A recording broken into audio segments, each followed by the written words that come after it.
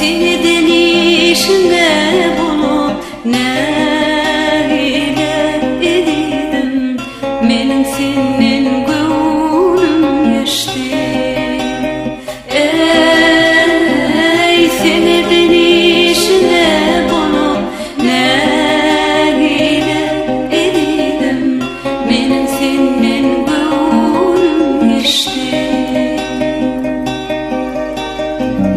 Tanıman irkmi elin alırdım,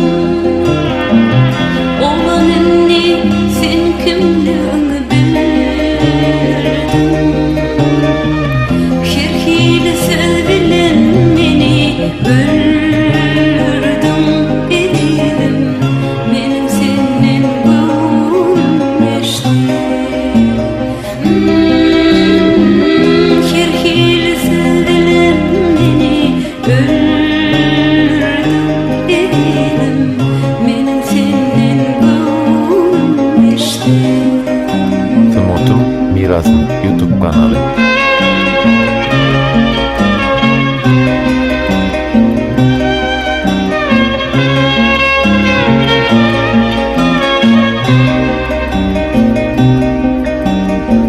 Yadıma düşermiş o ailece, İkimize attım sevgilimize. Uzak gece yatırmam girip düşüp edidim, benim senin gönlüm geçti.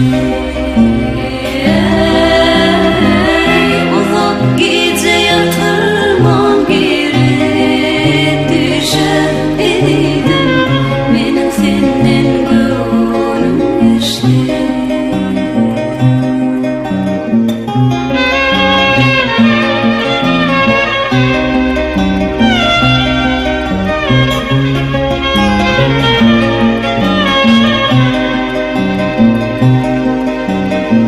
Toy tutarız deyip veripdim vada,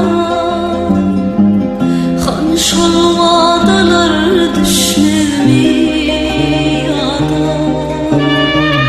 Şu günlere şayat bolan Allah'da edinim, benim senin gönlüm geçti.